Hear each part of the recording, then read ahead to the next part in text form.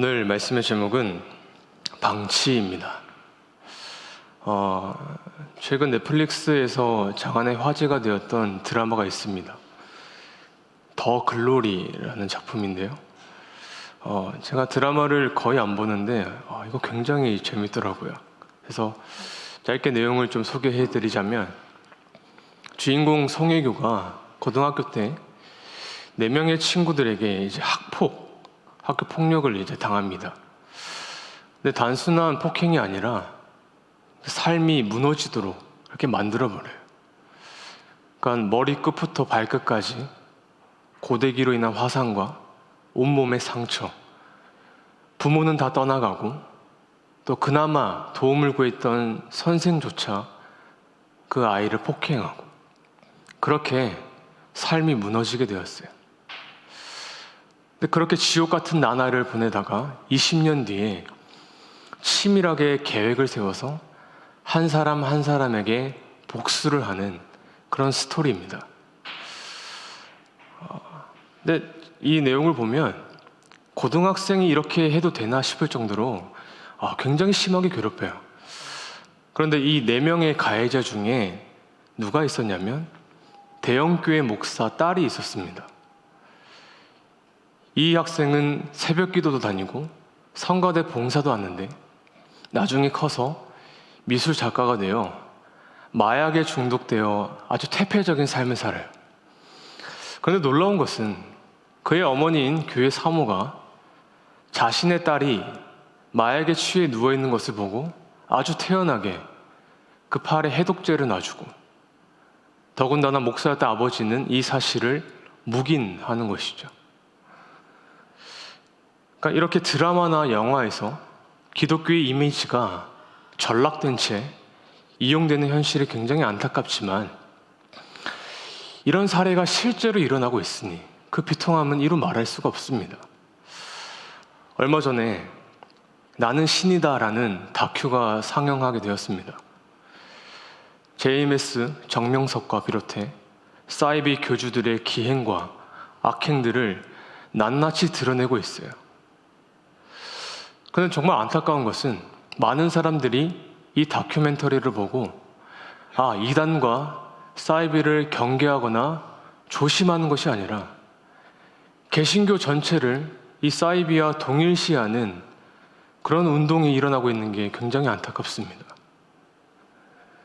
정말 교회가 버티기 만만치 않는 그런 시절을 지금 지나가고 있는 것 같아요.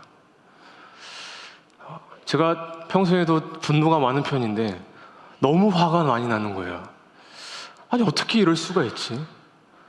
사람이 어떻게 이런 행동을 할 수가 있지? 확 분노하고 있었는데 곰곰이 한번 생각을 해봤습니다. 그리고 충분히 그럴 수도 있겠다라는 결론을 내렸어요. 무슨 의미냐면, 여러분, 목사, 신학 교수, 직분자, 이런 것이 우리를 죄에서 구원해 주지 않습니다. 목사가 나를 죄에서 구원해 주지 않고, 대형교회 출신이 구원해 주지 않으며, 3대째 예수 믿는 집안이 나를 죄에서 구원해 주지 않습니다. 그러니까 우리는 신앙생활 하다 보면 때때로 오해하게 돼요. 예수 그리스도를 믿고 신앙생활 하다 보면 자연스레 종교적인 문화가 들어오기 마련이거든요. 그런데 이 문화와 신앙의 본질을 오해하게 됩니다. 나 어디 교회 출신이야. 나 어느 학교 나왔어. 나 어느 교회 목사야. 이런 것들은 다 현상적인 것들이에요. 내가 임원이야, 직분자야, 교역자야. 이것은 은혜 받은 사람들의 반응일 뿐이지 이것이 곧 신앙이 될 수는 없다는 겁니다. 하나님께서 신앙을 정의하셨을 때 구약 성경에 뭐라고 정의하셨냐면 관계로 표현하셨어요. 예레미야 30장 22절 말씀입니다. 같이 읽겠습니다. 너희는 내 백성이 되겠고 나는 너희들의 하나님이 되리라. 하나님께서 신앙을 뭐라고 표현하셨냐면 관계라고 표현하셨는데, 너희는 내 백성이 되겠고 나는 너희의 하나님이 되리라. 영어로는 You will be my people. I will be your God. 그러니까 하나님은 신앙을 굉장히 사적이고 관계적으로 표현하셨다는 거예요. 이게 신약으로 가게 되면 예수 그리스도를 믿는 것을 세례받는 것이라고 얘기합니다. 그리고 그 세례는 그리스도의 신부가 된다고 표현하죠. 그래서 신앙이 있다는 것은 하나님과의 사적인 관계가 있다는 거예요. 목사, 대형교회 출신, 3대째 예수 믿는 집안 아무 의미 없습니다. 내 안에 그리고 그 사람 안에 하나님과의 사적인 관계가 있는지 우리는 그것을 바라봐야 되는 거예요. 그래서 신앙이 좋다라는 것은 무슨 의미입니까? 신앙이 관계라고 표현했을 때 당신은 하나님과 친하십니까? 당신은 정말 하나님과 친밀하십니까? 만약 내가 하나님과 친밀한 관계에 있다라면 모든 사람들은 하나님이 금하신 죄악에 대해서 어떤 반응을 보이게 되냐면 근심하게 됩니다. 하나님과의 관계가 친밀한 사람들은 자신 안에 있는 죄로 인해서 근심하게 되고 걱정하기 시작합니다. 고린도후서 7장 10절 말씀 같이 읽겠습니다. 하나님의 뜻대로 하는 근심은 후회할 것이 없는 구원에 이르게 하는 회개를 이루는 것이요 세상 근심은 사망을 이루는 것이니라. 아멘. 이 말씀을 보니까 하나님의 뜻대로 하는 근심이 있대요. 그런데 이 말씀에 따르면 이 근심은 회개를 이르게 하고 그 회개가 구원을 통한 새로운 생명을 준다는 거예요. 무슨 의미냐면 우리가 예수를 믿고 구원을 받는다. 이 문장을 너무나 많은 사람들이 알고 있지만 이것을 너무나 단편적으로 해석하고 있다는 거예요. 여러분, 예수를 믿고 구원받는다는 말도 맞지만 그 중간에 너무나 중요한 프로세스, 과정이 있습니다. 그게 무엇이냐면 내가 예수를 믿고 그분과 친밀하게 되면 내 죄에 대해서 내가 걱정하기 시작한다는 거예요. 근심하기 시작해요. 왜냐하면 죄가 보이니까요. 그 죄는 나를 회개로 이끌고 그 회개가 나를 참된 자유로 이르게 한다는 거예요. 그런데 이 중간의 과정을 다 빼버리고 예수를 믿고 구원받는다라고만 한다면 이 복음이 너무나 천박해진다는 겁니다. 여러분, 복음은 내 죄에 대한 자각을 일으킵니다. 왜냐하면 그 죄는 지금도 우리 안에서 서서히 자라고 있기 때문이에요. 여기서 죄에 대한 성질을 좀 이야기할 필요가 있을 것 같아요. 여러분, 죄는 우발적이지가 않습니다. 갑자기 살인마가 되거나 시대 사기꾼이 되거나 갑자기 굉장한 죄를 짓는 사람들은 없어요. 죄는 서서히 자라나게 됩니다. 아무도 모르게.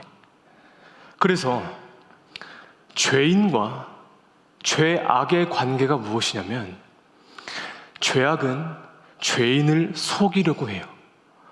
점점 자라서 죄인을 속이려고 합니다. 그런데 여기서 중요한 것은 무엇이냐면 죄인 역시 이 죄악에 속기를 원한다는 거예요. 마치 허허벌판에 아무런 물도 주지 않는 채 잡초가 자라는 것처럼 죄인은 그 죄악을 내 안에서 키우기 원하고 그대로 방치하기를 원한다는 겁니다. 그래서 제가 잡초를 참 싫어해요. 요즘에 군대를 가기 참 힘들다고 이야기를 하시더라고요. 그래서 제가 그 이야기를 들을 때면 이렇게 대답을 합니다. 군대 가기 어려운 것이 아니고요. 힘든 곳을 안 가려고 하니까 어려운 것입니다. 전방보다는 후방을 가고 싶어 하고 노가다를 하는 병사보다는 컴퓨터라는 행정병을 가고 싶어 해서 군대 가기 힘든 거예요. 저도 그랬으니까요. 그래서 요즘에 육군을 지원하는 친구들은 다 이제 논산에 가서 훈련을 받는데 제가 있을 때만 하더라도 훈련소가 총 5개였습니다. 논산, 경기도, 강원도, 전라도 그리고 부산이 있었어요. 그러니까 부산에 살다 보니까 당연히 이제 부산에서 훈련을 받고 싶었죠. 그래서 그때는 어떤 시스템이었냐면 월요일부터 금요일까지 자신이 원하는 날짜를 클릭을 하게 되면 이 훈련소가 랜덤으로 돌아가서 배치가 되는 거예요. 그러니까 이 클릭 한 번으로 21개월의 운명이 정해지는 겁니다. 그러다가 한 번은 대학교에서 이런 소문이 돌았어요. 매달 둘째 주 화요일 그날에 클릭하면 부산의 훈련소가 배치되더라. 그래서 아 맞아, 누구누구도 그날 했더니 부산으로 가게 됐어. 이런 소문이 퍼지게 된 거예요. 그래서 저도 올인하게 되었습니다. 12월 둘째 주 2010년 12월 17일 화요일 클릭을 딱 하게 됐는데 축하합니다. 구주영 씨, 강원도 백이보충대로 입영하게 되셨습니다. 하늘이 무너지는 거예요. 그래가지고 제가 12월에 강원도로 갔어요. 그렇게 훈련을 마치고 나서 이제 자대 배치를 받게 되는데 사람 욕심이 끝이 없죠. 같은 강원도라 해도 밑지방에 배치를 받고 싶은 거예요. 홍천이나 원주. 그런데 축하합니다. 구정훈련병 홍천이 아니라 강원도 화천. 휴전선을 지키는 GOP로 자대 배치되었습니다. 부산에서 훈련받고 싶었는데 하나님이 북한 꼭대기까지 올려놓으셨어요. 제가 거기에 있으면서 가장 싫었던 것이 무엇이었냐면 제설 작업과 제초 작업이었습니다. 그곳은 강원도 화천군 상서면 주파리, 사람도 들어올 수 없는 그 DMZ라는 구역에 11월부터 4월까지 눈이 내리고요. 5월부터 10월까지 풀이 자라는 미지의 도시예요. 그러니까 여러분, 한겨울의 눈과 한여름의 잡초는 어떤 공통점이 있냐면 불멸입니다. 쓸고 나서 돌아보면 또 쌓여있고 뽑고 나서 며칠 되면서 또 자라져 있어요. 그러다가 한날은 아주 뜨거운 여름 땡볕에 예초기를 돌려서 제초 작업을 하고 있는데 군종 목사님이 한번 지나가시면서 저희를 발견하신 거예요. 그러면서 한마디를 툭 던지셨는데 그게 지금까지 생생히 기억납니다. 모두가 힘들다고 씩씩대면서 제초 작업을 하고 있을 때 목사님이 다가와서 얘들아 힘들지?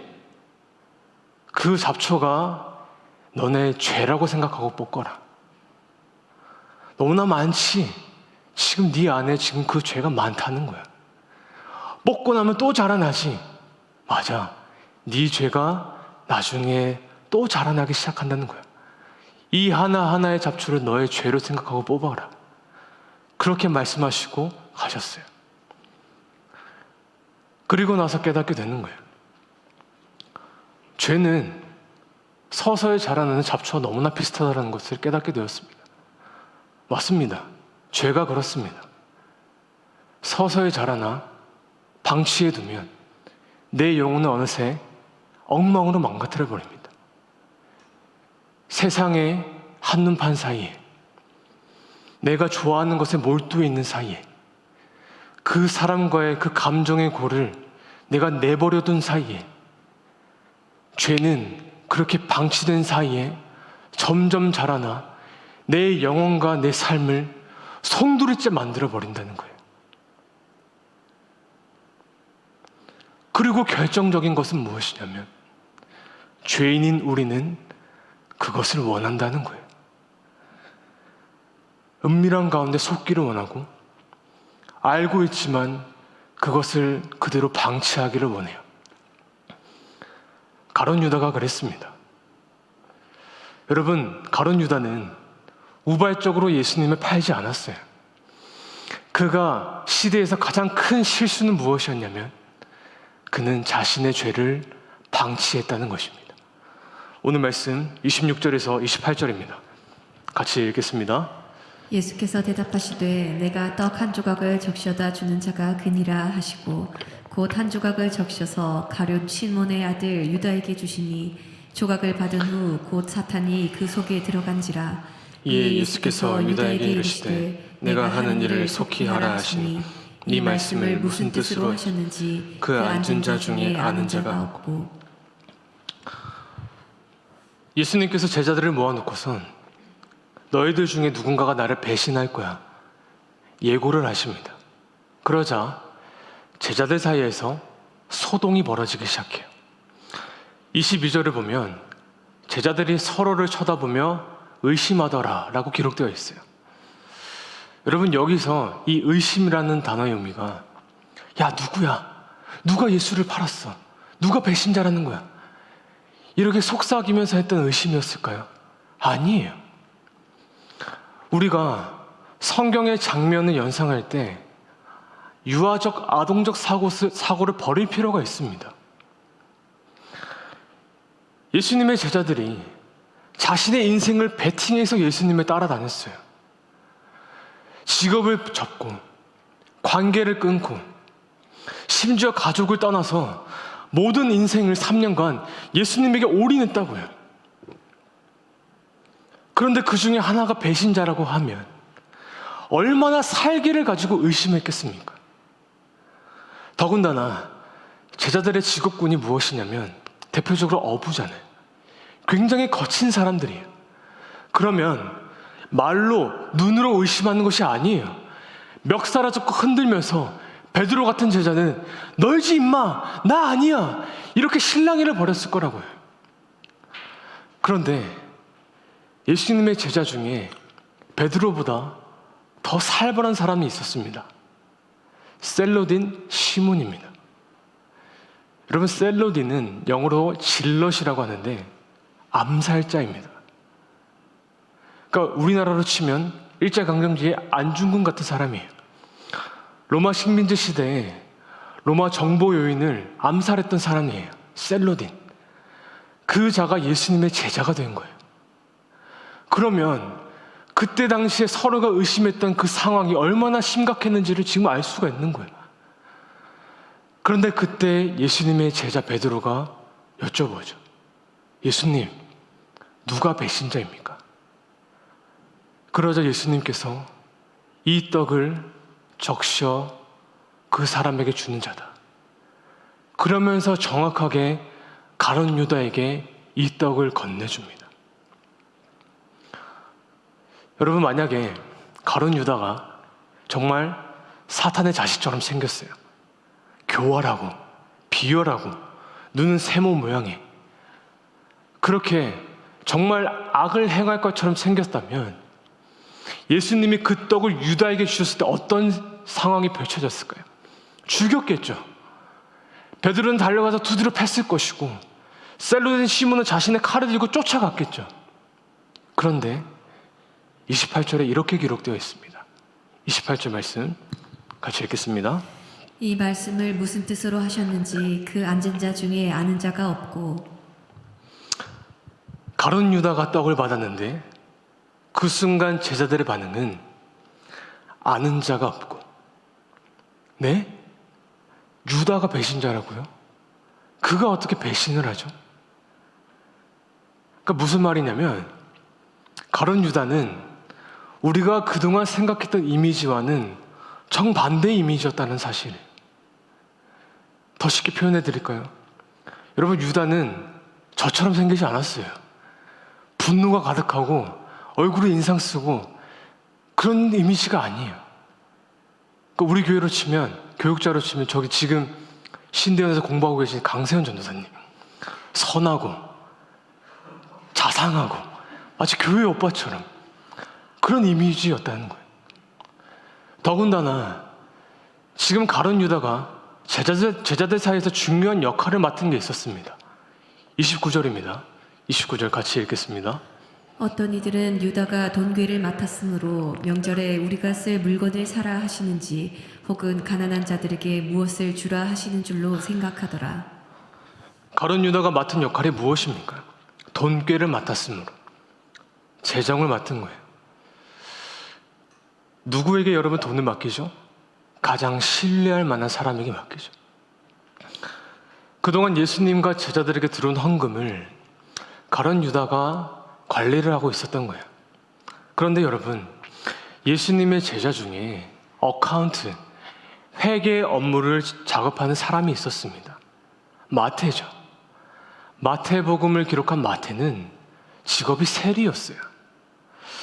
그런데 그때 당시 세리는 로마의 앞잡이라는 그런 인식이 팽배했기 때문에, 그러니까 마태 다음으로 가장 신뢰할 만한 사람에게 맡기자라고 했을 때 가룟 유다가 지정된 거예요. 그러니까 가룟 유다는 누가 봐도 신뢰할 만한 사람이고 죄를 짓지 않을 것 같은 사람이었는데, 어떻게, 왜 그가 예수 그리스도를 파는 자리까지 가게 되었을까요? 이유는 하나입니다. 사탄이 그의 마음에 들어갔을 때 그것을 방치했기 때문입니다. 서서히 잠기는 거예요. 빛을 바라보는 양지지향성의 식물이 아니라 더 어둠 속으로 음지지향성의 식물같이 모두를 속여가며 더 어둠 속으로 깊이 뿌리를 내리고 줄기를 뻗어 열매를 맺게 되었을 때 결국 유다는 그 열매를 먹어 예수를 팔게 되었고, 수많은 목회자들은 윤리적인 범죄를 일으키고 한 사람의 그리스도인이 말로 사람을 죽이고 공동체를 무너뜨리고 있다는 겁니다.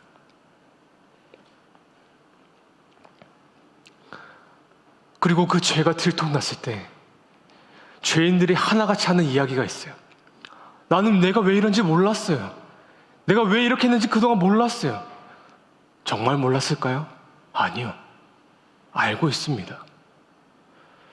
저와 여러분은 우리가 지금 무슨 죄를 방치하고 있는지, 무슨 죄를 키우고 있는지 다 알고 있습니다. 한 사람에 대한 뒷담화도 시나리오를 씁니다. 없던 언어를 만들어내고 짜집기를 하고, 심지어 그 상황이 들통났을 때 나 자신을 변호하기 위한 변명까지 우리는 치밀하게 계획합니다. 그리고 그 현장에서 내가 충실하게 열변을 토하는 나 자신을 발견하게 됩니다. 여러분, 죄는 우발적이지가 않습니다. 서서히 자라나고 기어코 그 열매를 우리는 먹게 되는 겁니다. 그런데 예수님께서 유다에게 그 떡을 주심으로 그 안에 죄를 드러나게 하신 것은 단순히 그를 고발하려고 하는 게 아니었어요. 예수님은 유다에게 마지막 기회를 주고 싶으셨어요. 26절 말씀입니다. 26절 마지막으로 함께 읽겠습니다. 예수께서 대답하시되 내가 떡 한 조각을 적셔다 주는 자가 그니라 하시고 곧 한 조각을 적셔서 가룟 시몬의 아들 유다에게 주시니. 지금 예수 그리스도께서 유다에게 떡을 주신 것은 너 더 이상 어둠 가운데 있지 말고 빛 가운데 나아가라. 빛으로 오신 예수께서 가룟 유다 속에 방치되고 자라나고 있는 그 추악한 죄를 드러내게 하심으로 다시금 빛 가운데 나오라 요청하셨을 때, 여러분, 유다는 어떤 반응을 보였냐면 30절에 이렇게 기록되어 있습니다. 제가 읽겠습니다. 유다가 그 조각을 받고 곧 나가니 밤이더라. 유다가 떡을 받고 나가니 어떤 현상이 펼쳐졌냐면 밤이더라. 구도적으로 의미가 있죠. 앞에는 빛으로 오신 예수님께서 계세요. 그리고 그 뒤에는 은밀한 가운데 죄를 방치했던 유다에게 이 떡을 주심으로 빛을 비춰 그 죄를 드러나게 하셨을 때, 주변에는 여전히 그 죄를 전혀 모르고 있어요. 그러나 모두를 속일 수 있을지언정, 심지어 나 자신을 속일 수 있을지언정 예수 그리스도 자체를 속일 수 없다라는 것을 유다가 알았을 때 그는 어떤 반응을 보였냐면 어둠 속으로 가거라. 밖으로 나가니 밤이더라. 사탄이 그 마음속에 들어가 유다는 더욱더 깊은 어둠 속으로 떠나갔다는 겁니다. 주님이 오늘 저와 여러분에게 그 마음의 빛을 비추시면서 우리의 방치된 죄를 드러나게 하십니다. 고발하시고 심판하려 하시는 게 아닙니다. 다시금 빛 가운데로 나오기를 원하고 계신다는 겁니다. 떡을 받은 채 우리는 갈림길에 놓여 있습니다. 빛 가운데로 나올 것인가? 아니면 더 어둠 속으로 들어갈 것인가? 여러분은 정말 어디로 가기를 원하고 계세요? 저는 목사이기 전에 한 사람의 그리스도인으로서 말씀이 내 죄를 고발하게 될 때 십자가 앞에 나아가 용서를 구하며 내가 누군가를 실족하는 죄를 지었을 때 찾아가 사죄하기를 원합니다. 만일 그렇지 않는다면 그 죄를 방치하는 나날이 매일매일이 나는 흉흉해질 겁니다. 언제 부메랑처럼 내 뒤통수를 칠지 모르고 언제 심판이 다가올까 봐 두려워하며 계속해서 내 죄를 키우게 될 것입니다. 어떻게 하기를 원하십니까? 주님께 나아가십시오. 십자가 앞에 죄를 내려놓으십시오. 다시금 빛으로 내 속을 비춰주시기를 간구하실 때 주께서 우리의 죄를 용서하시고 우리를 다시금 깨끗하게 하시며 새롭게 하실 것을 여러분 믿으시기를 주의 이름으로 축원합니다. 이제 말씀을 좀 정리하도록 하겠습니다.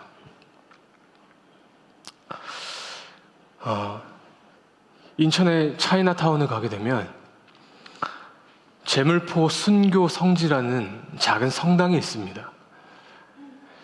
이 제물포에서 과거의 카톨릭 신자들이 자신의 신앙을 지키려다가 그 자리에서 참수를 당해 만들어진 성지예요. 그곳에 들어가면 하나의 십자가상이 있는데 팔과 다리에는 못자국이 있고 머리에는 가시 면류관을 쓰신 예수님께서 십자가에 달려 계세요. 그런데 이 십자가의 상이 다른 여러 십자가상보다 조금 다른 점이 무엇이냐면 사진을 보면 다른 것은 다 똑같은데 이 순교 성지에 있는 십자가상은 한쪽 팔이 밑으로 향해 있어요.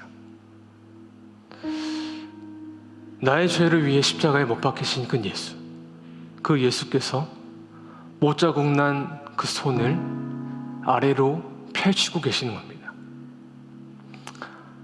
많은 사람들이 그 앞에 서 있습니다. 내 생각으로 지은 죄 때문에 머리에 가시 면류관을 쓰신 예수님, 나의 팔과 다리로 지은 죄 때문에 대신 못 박히신 예수님, 내 모든 행동으로 지은 죄로 인해 몸에 창을 찔려 모든 물과 피를 흘리신 그 주께서 내 손을 잡으라며 그 손을 아래로 펼치고 계신다는 거예요. 여러분, 이 손이 오늘 저와 여러분에게 동일하게 주어져 있는 그리스도의 손입니다. 주께서 떡을 적셔서 나에게 빛을 비추실 때 이제 더 이상 어둠 속으로 더욱더 피하지 마시고 죄인 그대로 있는 모습 그대로 내가 조금의 의지와 용기를 내서 십자가 앞에 주님께 나아가 회개한다면 주께서 나를 내 손에 다시금 붙드실 겁니다. 용서하실 것입니다. 새롭게 하실 것입니다. 더 이상 과거에 내가 죄로 쫓겨나기고 시달렸던 그때에 상상할 수 없을 만큼 내가 주님께로 나아간다면 나에게 가장 좋은 나날을 허락하시고 나에게 새롭게 자유를 주실 줄을 나는 믿습니다. 주님의 자유, 주님의 은혜, 주님의 사랑이 날 새롭게 하고 내 직장과 내 가정과 이 교회 안에 하나님의 나라를 지금 새롭게 만드실 줄을 나는 믿습니다. 이전 것은 지나갔으니 보라 새 것이 되었도다. 떡을 적셔서 나에게 다가오셨을 때 그 빛으로 나에게 다가오신 그 주님을 부인하지 아니하고 나에게 방치했던 그 죄를 주님 앞에 올려놓아 다시금 회개의 자리로 나아가 주님의 은혜와 그 사랑을 다시금 경험하시는 저와 여러분의 삶이 될 수 있기를 주님의 이름으로 간절히 축원합니다.